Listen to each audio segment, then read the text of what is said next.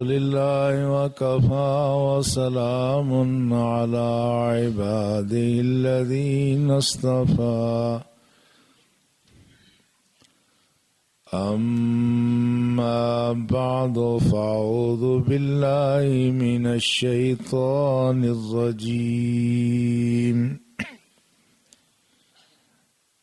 بسم الله الرحمن الرحيم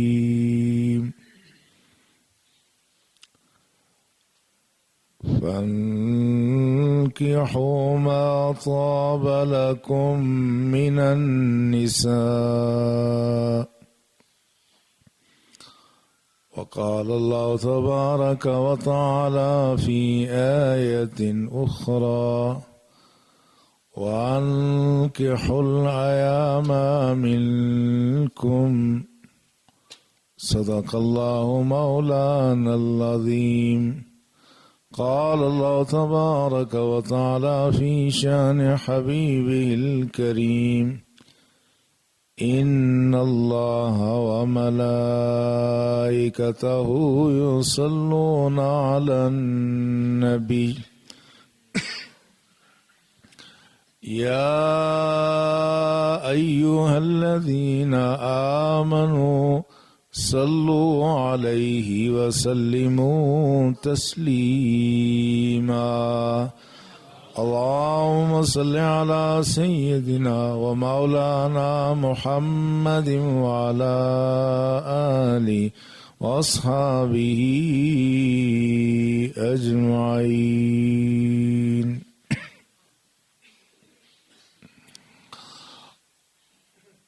لائق احترام و تعظیم برادران ملت، کافی پہلے ہم نے ایک سلسلہ گفتگو شروع کیا تھا، جس کے بعد وہ سلسلہ آگے بڑھ نہ سکا۔ درمیان میں لوگوں نے اس بات کا ذکر کیا کہ نکاح اور طلاق سے متعلق احکامات تفصیل سے بیان کیے جائیں، چونکہ اس میں بہت ساری غلط فہمیاں بھی ہیں۔ بالخصوص طلاق کے معاملے میں لوگ لا علمی میں ایسی غلطی کر جاتے ہیں کہ جس کا پھر کوئی ازالہ نہیں ہوتا۔ اس میں پھر لوگ غلط بیانیاں الفاظ کا توڑ مروڑ کر کے اس سے بچنے کی کوشش کرتے ہیں، مگر رب کے ہاں کوئی چالاکی تو نہیں چلتی۔ جو کلمات آدمی کی زبان سے ہوش و حواس میں ادا ہو گئے، اس کا ایک اپنا معنی اور مفہوم ہے، اور اس میں نکاح اور طلاق ایسی چیز ہے کہ اس میں مذاق اور غصے کا کوئی اعتبار ہی نہیں ہے۔ رسول اللہ صلی اللہ علیہ وسلم نے فرمایا ثلاث جدہن جد و ہزلہن جد النکاح والطلاق والیمین۔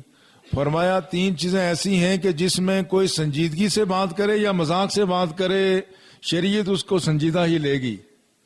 وہ نکاح، طلاق اور قسم کا معاملہ ہے۔ تو اس پہلو کو دین اسلام نے بہت سنجیدگی سے لیا ہے۔ اس کی وجہ یہ بھی ہے کہ اگر ان معاملات میں مذاق اور غصے کی کیفیت کا اعتبار کیا جائے تو لوگ بعض دفعہ نکاح کرنے کے بعد کہیں کہ ہم نے تو مذاق کیا تھا، طلاق کے بعد بھی یہی کچھ ہوگا، اور قسمیں اٹھا کے لوگ اس سے مکر جائیں۔ تو اس سے بہت بڑی خرابیاں پیدا ہونے کا امکان تھا، اس لیے دین اسلام نے ان الفاظ کو بڑی اہمیت دی ہے۔ تو اس میں بڑی احتیاط کی ضرورت ہے۔ بہرحال ہم طلاق کے مسائل تو بعد میں بیان کریں گے، لیکن ابتدا سے ہی چلتے ہیں کہ خانگی زندگی ہی کسی معاشرے کی بنیاد ہوتی ہے۔ یہ جو گھر کا چھوٹا سا نظام ہے، یہ دو افراد سے وقوع پذیر ہوتا ہے، میاں اور بیوی سے۔ یہاں سے انسانی معاشرے کا آغاز ہوا، اور آج بھی معاشرے یہیں سے بنتے ہیں۔ اور جب یہاں سے بگاڑ پیدا ہو جائے تو انسانی معاشروں میں بگاڑ پیدا ہو جاتی ہے۔ اللہ کا بڑا احسان ہے اہل ایمان پر کہ جہاں ہمارا معاشی نظام مختلف اقوام کے زیر اثر آ گیا ہے، جہاں سود جیسی قوتیں آ گئی ہیں، دوسری طرف سیاسی نظام ہمارا مغرب کی نقالی پہ چل رہا ہے جس میں بہت ساری قوتیں ہیں، لیکن ہمارا جو معاشرتی نظام ہے اور نکاح طلاق کے معاملات میں آج بھی دین اسلام کے مطابق چل رہے ہیں، اللہ ماشاء اللہ۔ جہاں اس سے ہم ہٹ رہے ہیں پریشانیاں ہو رہی ہیں، جہاں اس کے قریب جاتے ہیں وہاں ہمارے لیے آسانیاں پیدا ہو جاتی ہیں۔ اس لیے یہ جو معاملات ہیں اس میں رسول اللہ صلی اللہ علیہ وسلم نے بڑی تفصیل کے ساتھ تمام احکامات ارشاد فرما دیے۔ جو دوسرے گزشتہ مذاہب ہیں ان میں شادی کو بھی اچھا نہیں سمجھا جاتا۔ بعض مذاہب میں اس لیے خرابیاں پیدا ہوئیں کہ اس میں جس طرح عیسائی مذہب موجودہ ہے اس میں انہوں نے شادی کو تقوی کے خلاف قرار دیا، تو اس سے ان میں ظاہر ہے جو فطری راستہ ہے جب ہم اس کو ترک کریں گے تو غیر فطری راستے کھلیں گے، اور اس کے نتیجے میں اخلاقی اور معاشرتی برائیاں خرابیاں پیدا ہوتی ہیں۔ مگر رسول اللہ صلی اللہ علیہ وسلم نے اپنے زمانے میں ان ساری چیزوں کی وضاحت فرمائی۔ بخاری شریف میں حدیث ہے کہ 3 اشخاص رسول اللہ صلی اللہ علیہ وسلم کے گھر پہ حاضر ہوئے، ازواج مطہرات سے رسول اللہ صلی اللہ علیہ وسلم کے معمولات پوچھے کہ رسول اللہ صلی اللہ علیہ وسلم گھر میں کیا کرتے ہیں، تو ازواج مطہرات نے وہ سارے معمولات بیان فرمائے۔ انہوں نے آپس میں کہا کہ یہ تو رسول اللہ کا عمل تو کوئی زیادہ نہیں ہے، وہ سمجھتے تھے اللہ کے رسول مسلسل عبادت میں لگے رہتے ہیں، گھر میں کوئی گھر والوں سے کوئی گفتگو نہیں کرتے، کوئی دنیا کی بات ہی نہیں کرتے۔ تو پھر انہوں نے کہا کہ ہمارا اللہ کے رسول سے کیا موازنہ، وہ تو اللہ کے رسول ہیں، ان کے اگلے پچھلے سارے معاملات کو اللہ نے درگزر فرما دیا ہے، ہم تو رسول اللہ کا مقابلہ نہیں، اس لیے ہمیں اپنے اعمال میں اضافہ کرنا چاہیے۔ تو ایک نے یہ کہا کہ آئندہ سے میں ہمیشہ انی اصوم دائما، میں تو ہمیشہ روزہ رکھوں گا، میں کبھی روزہ چھوڑوں گا نہیں۔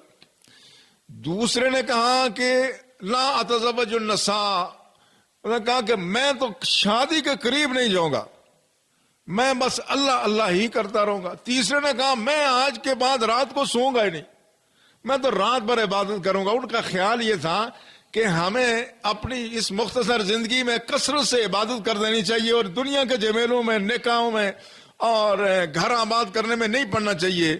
اتنی دیر میں رسول اللہ صلی اللہ علیہ وسلم تشریف لائے، آپ نے فرمایا کل تم قضا و قضا، کہ تم نے یہ باتیں کہی ہیں میں نے سنا۔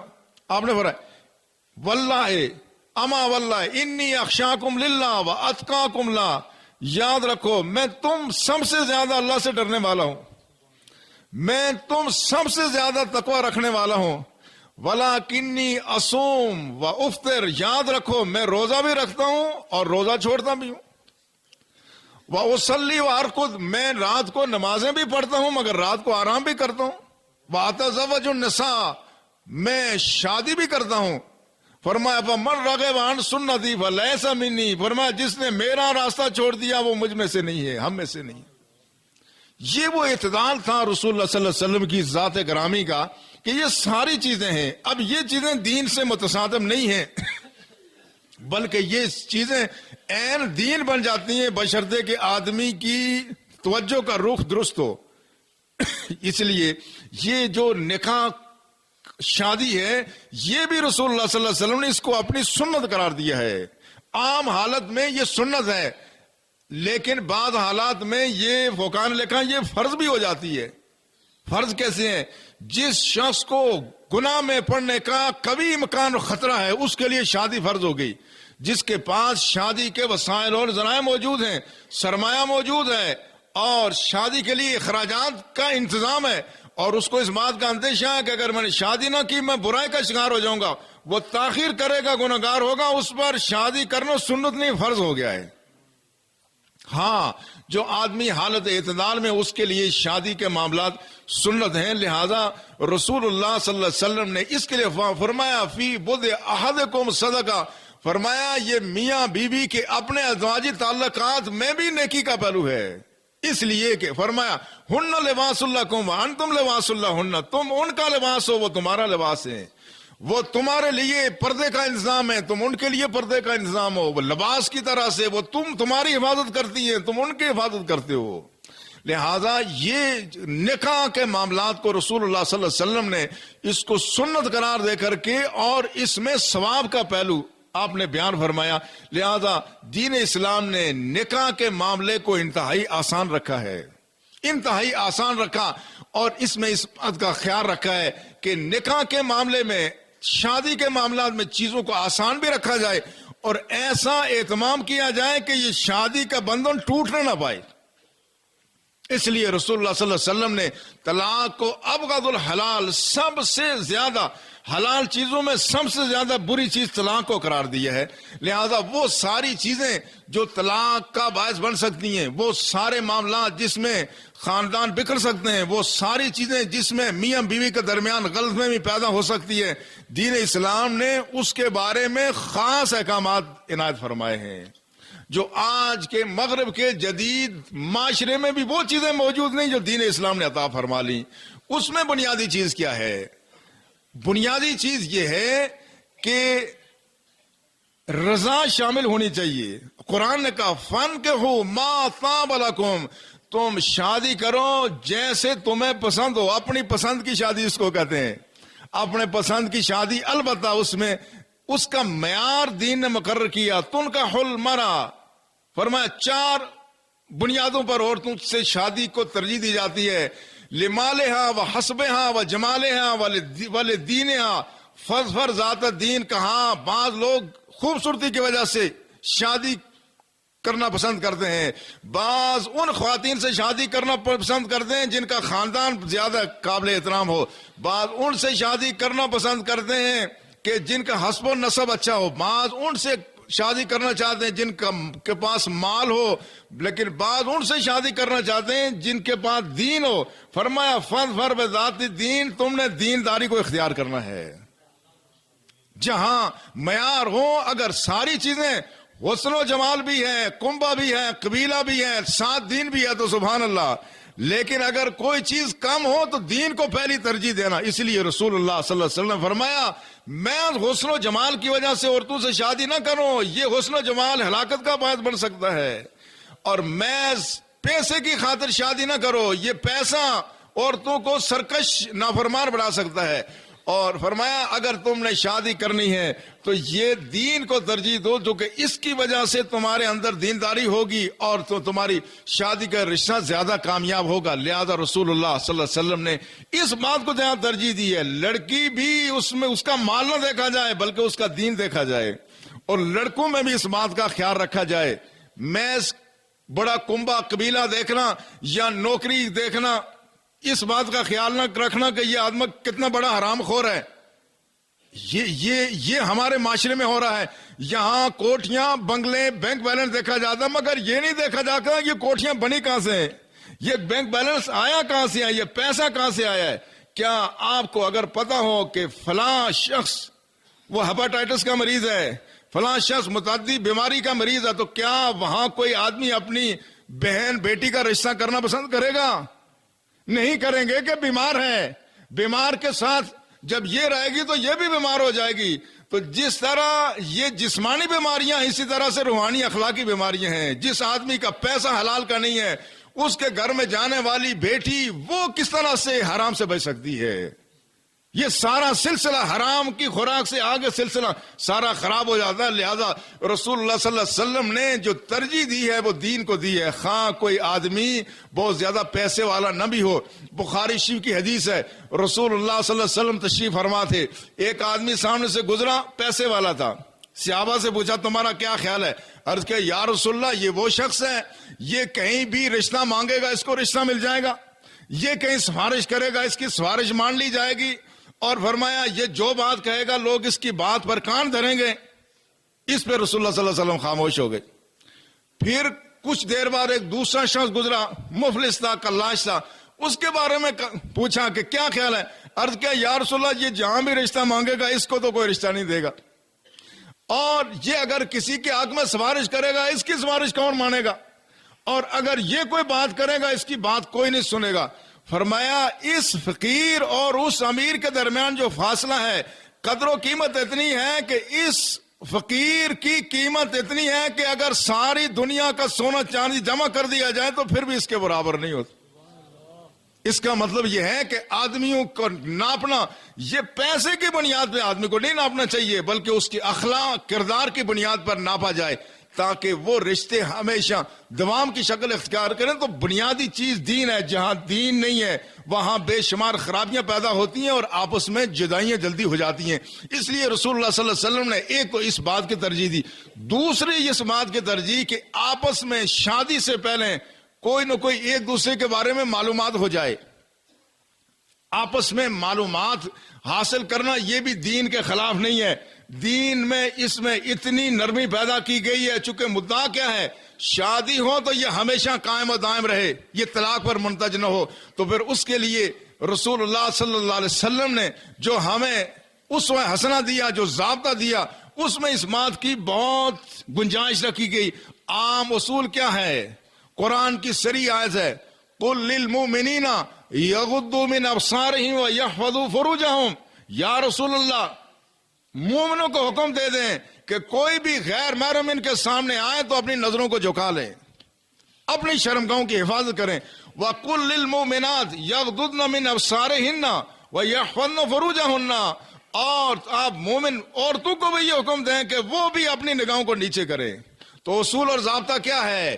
مرد اور عورت جو غیر محرم ایک دوسرے کے سامنے آئیں تو اپنی نظروں کو نیچے جھکا لیں، حکم یہ ہے۔ لیکن جہاں شادی کا معاملہ چل رہا ہو وہاں دین اسلام نے پوری نرمی اور رعایت سے کام لیا ہے۔ رسول اللہ صلی اللہ علیہ وسلم کے سامنے ایک صحابی گئے، مغیرہ بن شعبہ، عرض کیا یا رسول اللہ میں شادی کرنا چاہتا ہوں۔ آپ نے فرمایا کیا هل نظرت الیہ، وہ لڑکی جس سے شادی کرنا چاہتے ہو دیکھی بھی ہے؟ کہا نہیں دیکھی نہیں ہے۔ فرمایا فانظر الیہ فانہ احری ان تدوم المودۃ بینکما، فرمایا اس کو دیکھ لو، اس کی وجہ سے ہو سکتا ہے تمہارا رشتہ یہ دائمی شکل اختیار کر لے۔ اس لیے رسول اللہ صلی اللہ علیہ وسلم نے فرمایا جب کوئی شخص کہیں رشتہ کرنا چاہے اگر ہو سکے تو وہ دیکھ لے، عام نظر ڈالنا حرام ہے، گناہ ہے۔ بلکہ حضرت علی کو رسول اللہ نے فرمایا لا تتبعوا نظرۃ نظرۃ، ایک نگاہ پڑ جائے تو دوسری نگاہ نہیں اٹھانا۔ اور دوسری حدیث میں رسول اللہ نے فرمایا یہ نگاہ یہ شیطان کے تیروں میں سے تیر ہے، جو شخص خدا کے خوف کی وجہ سے نظر جھکاتا ہے اللہ اس کو ایمان کی ایک کیفیت عطا فرماتا ہے جس کی حلاوت وہ دل میں محسوس کرتا ہے۔ عام اصول وہ ہے، لیکن نکاح کے معاملے میں اب اصول میں نرمی آ گئی۔ فرمایا اگر ہو سکے تو تم دیکھ لیا کرو، اس میں کوئی مذائقہ نہیں ہے۔ یہ نرمی کیوں ہے؟ یہ نرمی اس لیے ہے تاکہ آئندہ جو رشتہ قائم ہونے والا یہ دائمی ہو۔ دین کا مدعا یہ ہے کہ جو جہاں جوڑے بنے وہ جوڑے جنت میں بھی اسی حالت میں جائیں، بلکہ قرآن میں آتا ہے کہ تم مومن مردوں اور عورتوں کو خوشخبری ہو کہ تمہارا استقبال جنت میں جنت کے فرشتے اور حوریں کیا کریں گی۔ جو جوڑے جہاں بنے وہ قیامت تک بروز حشر وہ جوڑے برقرار رہیں۔ اس کے لیے دین اسلام نے پورا اہتمام کیا ہے تاکہ آپس میں غلط فہمیاں پیدا نہ ہوں اور یہ رشتہ دائمی شکل اختیار کرے۔ اسی کی وجہ سے اس بات کی بھی گنجائش ہے، آپ دیکھیں کتنا اعتدال اور توازن ہے کہ لڑکی سے لڑکے سے پوچھنا ضروری ہے۔ رسول اللہ صلی اللہ علیہ وسلم نے فرمایا لا تنکح الائم حتی تستامر، فرمایا کوئی بھی خاتون جب وہ اس نے پہلے کہیں نکاح کیا ہو، وہ بیوہ ہو یا متعلقہ ہو، جب تک صاف طور پر اجازت نہ دے اس وقت اس کا نکاح نہیں ہو سکتا۔ ولا تنکح البکر حتی تستاذن، اور یہاں جب کوئی باکرا لڑکی کماری لڑکی جب تک اپنی رضامندی کا اظہار نہ کرے اس کا بھی نکاح نہیں ہو سکتا۔ تو صحابہ نے عرض کیا یا رسول اللہ پھر رضامندی کیا ہوگی؟ فرمایا جب اس سے پوچھا جائے تو شرم کی وجہ سے اگر انکار نہ کرے تو یہ اس کی رضامندی ہی ہوگی۔ اس کا مطلب یہ ہوا کہ لڑکیوں سے رضامندی لینا ضروری ہے، خواہ وہ صراحتاً ہو یا اشارتاً یا کنایتاً، لیکن اس بات کا معلوم کرنا ضروری ہے۔ بلکہ حضرت حنسہ ایک صحابیہ ہیں، وہ کہتی ہیں کہ میرا نکاح ہوا اور اس کے بعد طلاق ہو گئی، یا بات کرے سیبہ کا معنی دونوں ہوتے ہیں، یا طلاق یافتہ تھیں یا بیوہ تھیں۔ بہرحال وہ کہتی ہیں میرا نکاح میرے والد نے میری اجازت کے بغیر کر دیا، مجھے وہ نکاح پسند نہیں تھا، میں رسول اللہ صلی اللہ علیہ وسلم کی خدمت میں حاضر ہوئی، فرد نکاح، رسول اللہ نے فرمایا یہ نکاح کوئی حیثیت نہیں رکھتا، تم سے پوچھا نہیں گیا، تمہاری رضامندی نہیں ہے۔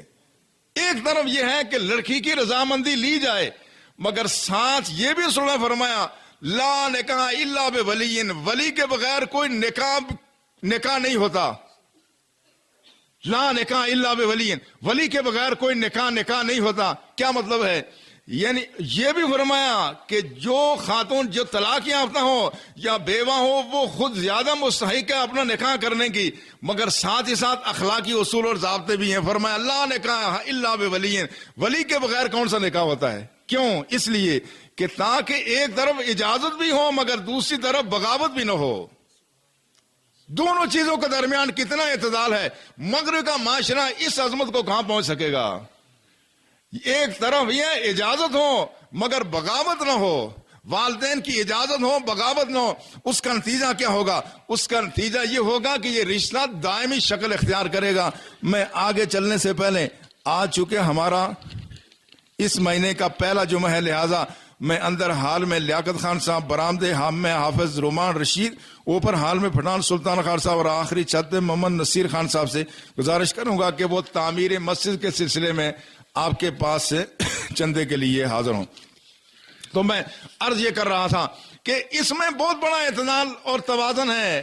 اجازت ہو بغاوت نہ ہو، اپنے بزرگوں کے کام مشورہ بھی شامل ہو، اپنے رشتہ داروں کا مشورہ بھی شامل ہو، اور تاکہ یہ رشتہ دائمی شکل اختیار کرے. میں ایک دفعہ مغرب میں اسی موضوع پہ بات کر رہا تھا تو اچانک میرے ذہن میں ایک بات آئی تو میری بات لوگوں کو سمجھ آ گئی. میں نے کہا دیکھو، یہ جو سات خاندان اور کنبے قبیلے کا رشتے میں شامل کرنا ہے، منگنی ہو رہی ہے، نکاح ہو رہا ہے، تو سارے کنبے قبیلے کا مشورہ، ہمارے بزرگ پہلے مشورہ کیا کرتے تھے. کوئی بھی رشتہ کرنا ہے پورے خاندان سے مشورہ کرتے، لڑکی والے بھی اور لڑکے والے بھی.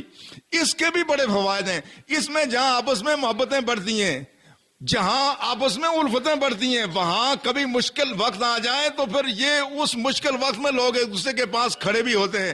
اور سب سے بڑا مشکل وقت یہ ہے کہ طلاق کی نوبت آ رہی ہو. تو میں نے کہا آپ دیکھو، یہ جو بلڈنگیں بنتی ہیں یہ کیسے بنتی ہیں؟ اس بلڈنگ کے اندر اصل جوڑ کس کا سب سے پہلے پڑتا ہے؟ یہ ہماری جو بلڈنگ بنی ہوئی ہے، یہ پلر بیم بنے ہوئے، سب سے پہلے جوڑ کس کا پڑا؟ سب سے پہلے سریے باندھے گئے، سب سے پہلے سریے باندھے گئے. مگر سریے باندھنے کے بعد پھر کیا ہوا؟ اس میں ریت سیمنٹ بجری کو مکس کیا گیا، مکس کرنے کے بعد یہاں ڈالا گیا، بھرنے کے بعد اس کی پھر ترائی کی گئی. اور اصل جوڑ اندر کس کا ہے؟ اصل جوڑ ہے سریے کا. مگر اس سریے کو مضبوط کس نے رکھا ہوا ہے؟ اس اوپر کے مسالے نے. فرض کر لیں کہ اگر یہ ہے تو سریا، جوڑ تو اصل سریے کا ہے، اس کے اوپر مسالہ نہ ہو تو یہ کوئی بوجھ سہار سکتا ہے؟ نہیں اٹھا سکتا. میں نے کہا یہی بات ہے، رشتہ تو دو افراد کا ہے، میاں اور بیوی کا ہے، مگر یہ جو رشتہ دار ہیں یہ اس مسالے کا کام دیتے ہیں. انہوں نے سارے اس عمارت کو، شادی کو مضبوط کر رکھا ہے. کبھی اگر جھٹکا لگتا بھی ہے تھوڑا سا جھٹکا، تو سریے پہ جھٹکا تو بعد میں پہنچتا ہے، یہ سارا مسالہ پہلے جھٹکا یہ برداشت کرتا ہے. یہ ٹوٹے گا تو سریا ٹوٹے گا. اب ہوتا یہ ہے کہ جہاں پر جو ہماری جو سیٹل میرج جن کو کہتے ہیں مغرب کے لوگ، کہ یہ طے شدہ رشتے ہوتے ہیں، اس میں پورے خاندان شامل ہو جاتے ہیں.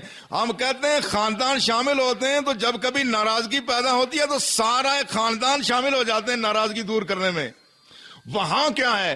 رشتہ ہے تو میاں اور بیوی کا، دو افراد کا رشتہ ہے، وہ جڑتے ہوئے بھی دیر نہیں لگتی اور ٹوٹتے ہوئے بھی دیر نہیں لگتی. لہذا وہاں جو طلاق کا تناسب ہے وہ تقریباً 80% سے بھی زیادہ ہو گیا ہے. ایسی خرابیاں، ایسی وہاں برائیاں ہیں، خدا معاف کرے. مگر ہمارے ہاں یہ سلسلہ بالکل کم اس لیے ہے کہ یہ خاندانوں کا رشتہ ہوتا ہے، اور اس کے ٹوٹنے میں خدا نہ خواستہ حالات خراب ہو جائیں تو پھر اس میں سارا خاندان کھڑا ہو جاتا ہے. لہذا یہ جو رشتہ ہے میاں بیوی کا، اس میں رسول اللہ صلی اللہ علیہ وسلم نے اس رشتے کو دوام کی شکل دینے میں بنیادی چیزیں ارشاد فرمائی ہیں.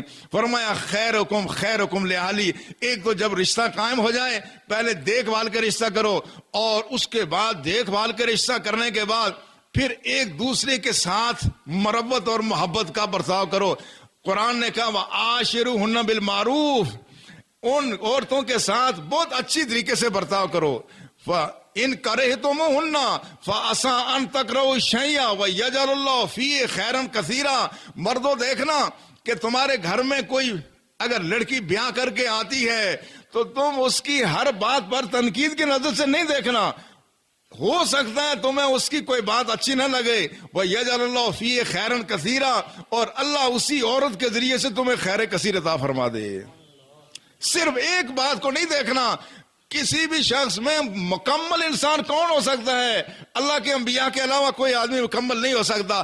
کمیاں, کوتاہیاں, خامیاں ہمیشہ رہتی ہیں, لیکن فرمایا فَإِن كَرِهْتُمُوهُنَّ, ان کی کوئی بات بری لگے تو یاد رکھنا تمہیں ان عورتوں کی وجہ سے اللہ خیر کثیر بھی عطا فرما سکتا ہے.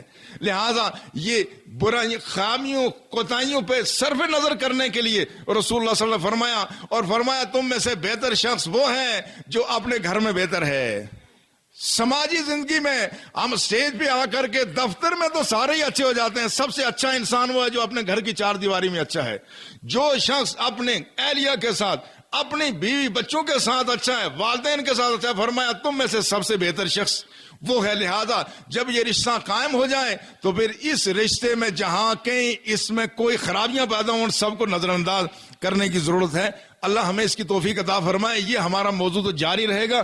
میں آج ضمناً ایک بات عرض کرنا چاہتا ہوں. الحمدللہ پچھلے دنوں میں ہمارے علماء نے جمع ہو کے یوم عشق نبی صلی اللہ علیہ وسلم کے موقع پہ بڑی یکجہتی کا اظہار کیا. اس کے بعد عوام نے بھی اس کو بڑا سراہا, اور پھر ہم نے محسوس کیا کہ ہمیں مستقل طور پر کوئی ایسا فورم بنانا چاہیے کہ جس میں ہم اکٹھے نظر آئیں اور لوگوں کے درمیان مسلکی افتراقات کو ختم کیا جائے. یہ افتراق نہیں ہونا چاہیے.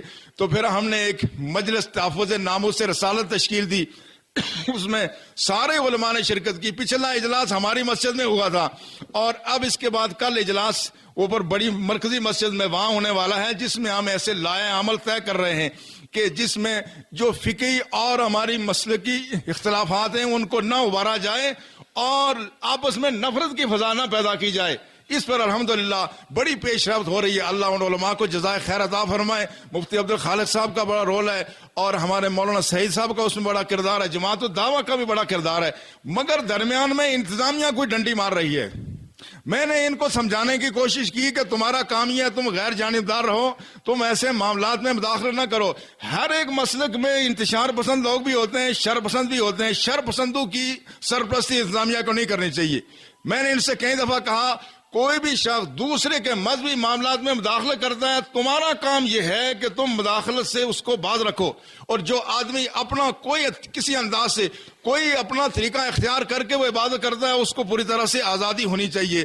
مگر ہماری انتظامیہ بعض جگہ جہاں کسی مسلک کے لوگ اگر کوئی مسجد اپنی زمین میں بنا رہے ہیں, اپنی حق اسامی میں, تو وہاں رکاوٹ ڈالتی ہے. اور بعض جگہ یہ جنگلوں میں زمینیں الاٹ کر رہے ہیں, یہ فرقہ واریت کا بیج بو رہے ہیں. ایک ایسی جگہ ہے یہاں جہاں پر صرف ایک ہوٹل اور 2 وہاں دکانیں, وہاں مقامی لوگوں نے خود مسجد کے لیے زمین وقف بھی کیا, وہ مسجد بنا رہے ہیں. اور اس سے 200 گز دور انہوں نے جنگل میں یہ زمین الاٹ کرنے کے پیچھے پڑے ہوئے ہیں. اس میں جنگلات والے بھی شامل ہیں. میں جنگلات والوں کو بھی تنبیہ کرنا چاہتا ہوں کہ یہ جنگل تمہارے کوئی اپنی ذاتی جاگیر نہیں ہے. 2 جرم کر رہے ہو. ایک تو تم جنگل وہ جو حکومت کی چیز ہے, اس ریاست کی ہے, وہ الاٹ کر دے, اور دوسرا فرقہ واریت کا بیج بو دو. اس سے تم باز رہو. لہٰذا میں اس سٹیج کی وجہ سے ان سے بھی یہ گزارش کرنا چاہتا ہوں کہ انتظامی افسران کی کوشش یہ ہوتی ہے کہ لوگوں میں افتراقات نہ ہوں, لوگوں میں مسائل نہ پیدا ہوں, لوگوں میں مسلکی اختلاف نہ جنم پائیں. اور یہاں ہم کوشش کرتے ہیں ختم کریں, لیکن یہ اپنے منصب سے انصاف نہیں کر رہے ہیں.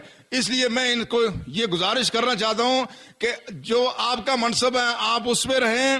جو شخص بھی شر پسند ہو اس کو لگام دینا آپ کا کام ہے, اور جس کا جو حق ہے وہ دلانا بھی آپ کا کام ہے. امید ہے کہ آئندہ اس پہ احتیاط کی جائے گی. اللہ تعالی ہمیں ہم آہنگی کی توفیق عطا فرمائے, اختلافات سے بچنے اور اتحاد کی فضا قائم کرنے کی توفیق عطا فرمائے. وما علینا الا البلاغ. سنت